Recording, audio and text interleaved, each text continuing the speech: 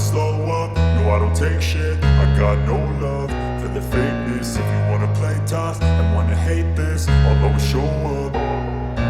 I don't ever slow up, no I don't take shit. I got no love for the fakeness. If you wanna play tough and wanna hate this, I'll always show up and make a statement. I don't ever slow up, no I don't take shit. I got no love for the fakeness. If you wanna play tough and wanna hate this, I'll always show up and make a statement. Everything I do so instinctive and so passionate. Every word I move so descriptive like an adjective. I got a vendetta against people who patented being negative when you should be.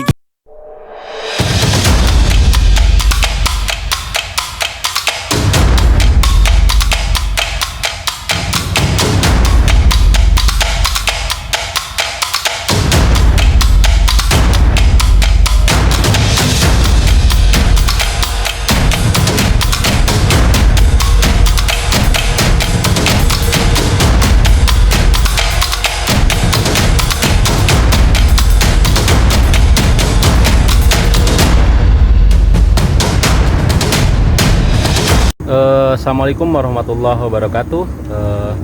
Bertemu lagi bersama saya di MT Agrotech. Saya akan membawakan konten untuk tanaman tomat ya.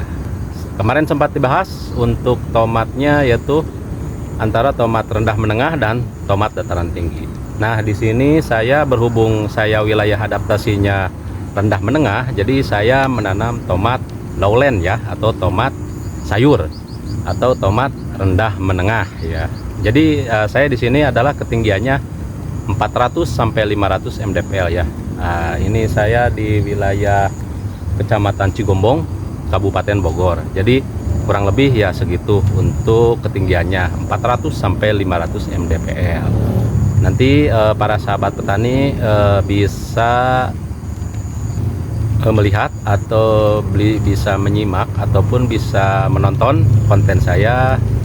Nanti saya akan buatkan konten di sini ada beberapa hamparan tomat, kurang lebih ada 8.000 pohon untuk tomat rendah menengah ya, jadi tomat sayur ya.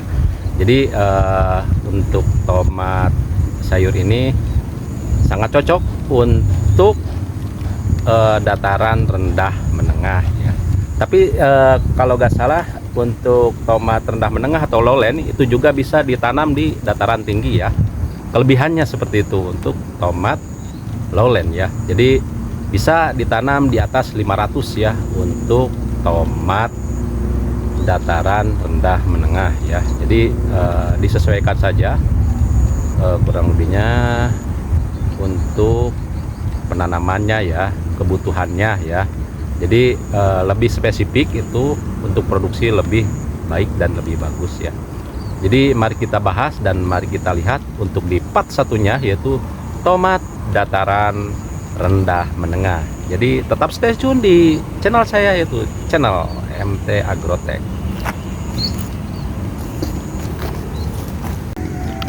Oke, para sahabat petani, inilah dia tomat dataran rendah menengah atau tomat lowland ya, atau tomat sayur. Jadi ini umurnya kurang lebih 15 HST ya. Jadi untuk tomat sayur ini kalau menurut saya hanya bisa berproduksi maksimal di ketinggian 150 sampai 500 ya. Tapi tidak menutup kemungkinan karena sekarang teknologinya canggih, teknologi budidayanya baik dan bagus, pestisida banyak, pupuk organik banyak, pupuk modifikasi banyak. Jadi tidak menutup kemungkinan di dataran tinggi juga ini produksinya bisa menyamai di dataran rendah menengah ya. Jadi untuk dataran rendah menengah ini, untuk tomat sayur ini bisa juga ditanam di dataran tinggi ya, kurang lebih seperti itu. Jadi saya di sini akan membahas untuk tomat lowland ya. Nah, ini adalah umur 15 HST ya. Jadi untuk tomat ini di sini ini adalah lahan bekas cabai keriting ya, pas waktu kemarin musim kemarau. Jadi saya manfaatkan untuk menanam tomat ya, setelah tanam cabai keriting ya, kurang lebihnya seperti itu. Nah, untuk tomat dataran rendah menengah ini sangat cocok ditanam di ketinggian 150 sampai 500 ya. Untuk selanjutnya, nah ini untuk teknik budidayanya, sebenarnya untuk tomat ini sangat simpel sekali ya, apalagi pada musim kemarau.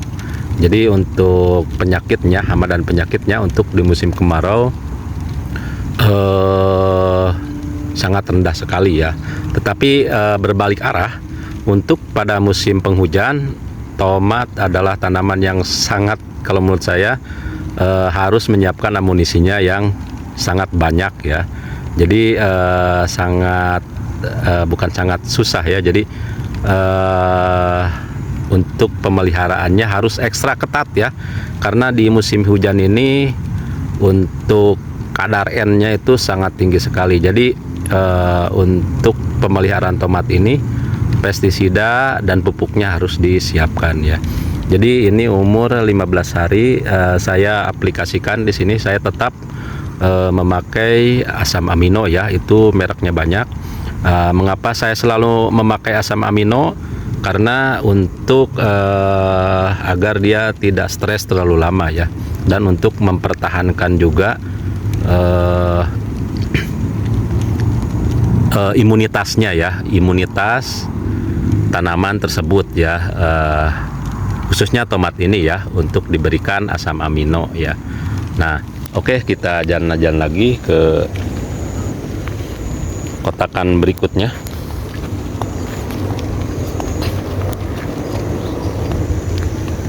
Nah, ini saya sengaja untuk jarak tanamnya ini bekas cabai, yaitu jarak tanam kurang lebihnya 60 kali 70 ya. Ada yang 60 kali 50 juga ada. Nah, kurang lebihnya seperti ini ya.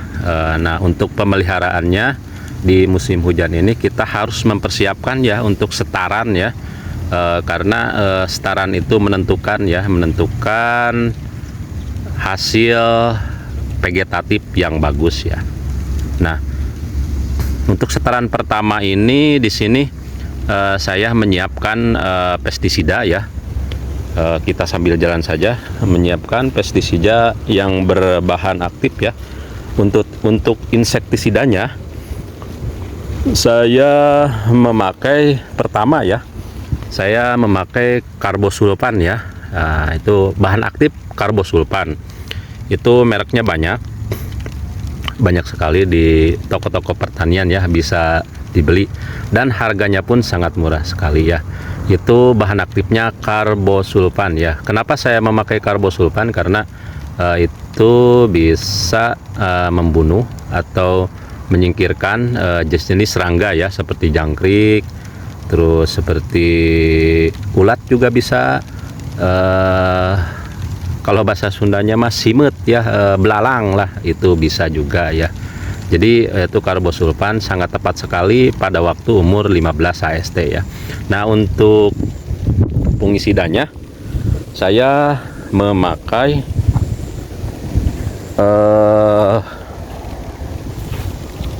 metalaksil ya. Metalaksil ya, bahan aktif metalaksil. Banyak juga itu bahan aktif metalaksil ya. Kenapa saya memakai bahan aktif metalaksil? Karena itu saya memberikan double imunitas ya. Nah, metalaksil itu cara kerjanya adalah sistemik ya.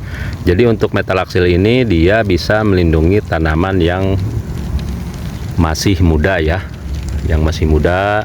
Jadi untuk metalaksil ini sangat efektif, apalagi pada musim hujan ya. Nah, di sini udah kelihatan ya, alhamdulillah mulus ya. Nah, meskipun ada beberapa serangan-serangan ulat ya. Nah, seperti ini. Tapi nanti saya lihatkan ya, harus hati-hati terhadap ulat ya, apalagi lahan-lahan bekas ya. Jadi kita harus bersihkan dari gulma-gulma ya. Nah, biasanya untuk ulat itu dia akan bersembunyi di bawah mulsanya seperti ini ya. Nah, seperti ini bekas dimakan ulat ya, ulat-ulat yang kecil, Lepidoptera litura ya, kurang lebihnya seperti itu. Tapi dia akan merusak ya, rusak daun-daun muda. Jadi untuk efektifnya, kalau sudah ada serangan ulat begini, bisa di rolling dengan bahan aktif metomil ya. Metomil itu banyak juga di pasaran. Jadi kalau ada ulat, nah biasanya untuk lahan bekas seperti saya ini, biasanya ulat itu ada ya untuk tahapan pertama ini ya. Nah itu bisa disiapkan bahan aktif metomil ya untuk menanggulangi Lepidoptera litura. Oke, kita jalan-jalan lagi.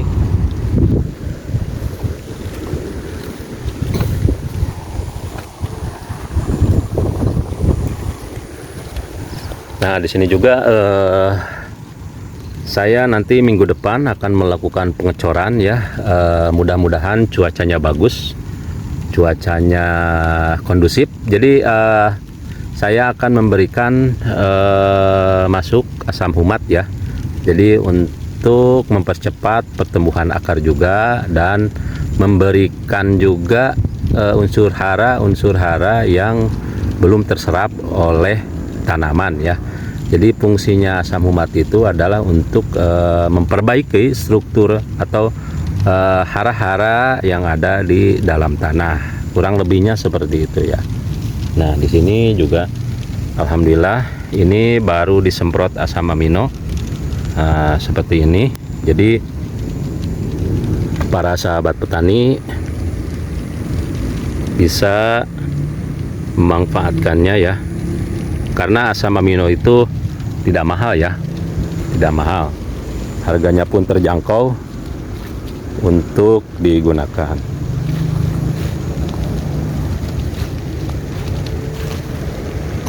Nah,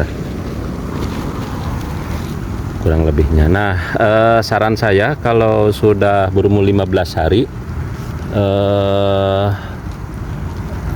kalau menurut saya pemeliharanya, para sahabat petani bisa menguruk ya. Menguruk itu jadi tanah yang ada di sekitar tanaman tomat ini diurugkan ke dekat tanaman sini ya, dekat tanaman sini. Nah, ini begini ya, dan bersihkan kalau masih ada gulma ya, dibersihkan ya. Nah, jadi untuk urugan-urugan pada tanaman tomat ini akan mempercepat pertumbuhan akar-akar baru ya. Jadi fungsinya pemeliharaan, pengarugan atau pendangiran itu bisa mempercepat akar-akar muda tumbuh ya. Jadi akan mempercepat pulih lagi ya, itu kurang lebihnya.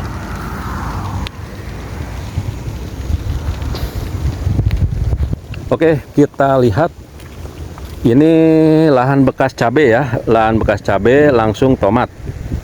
Nah, udah 2 kali berarti ya. Nah, ini lahan bekas cabai besar ya, yang pas waktu itu ditanam cabai besar ya. Nah, untuk tomat masih bisa ya, masih bisa diakali. Nah, ini adalah lahan yang bekas cabai besar ya, tapi alhamdulillah pertumbuhannya bagus ya. Jadi untuk lahan ini adalah lahan bekas ketiga ya.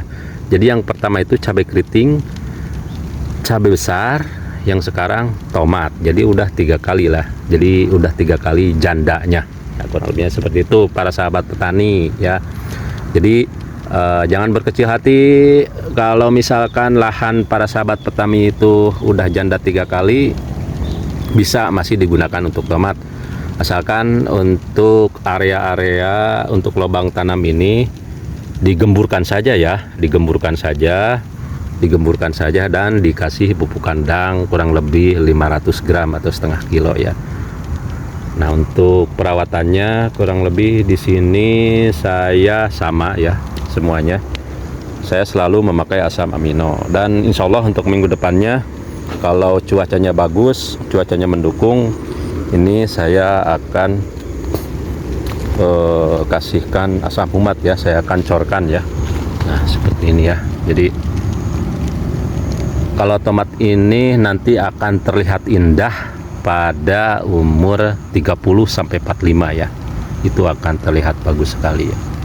Nah, tadi Untuk tahapan pertama di pemeliharaannya yaitu saya memakai bahan aktif. Untuk insektisidanya karbosulfan, dan untuk fungisidanya itu saya memakai metalaxyl ya. Jangan lupa kalau musim hujan itu perekat harus digunakan ya. Bisa yang murah, bisa yang sedang, dan bisa yang mahal ya. Tergantung budget yang kita punya ya. Jangan memaksakan kehendak. Oke. Nah, mungkin untuk informasi tomat part satunya ini saya cukupkan sekian dulu ya.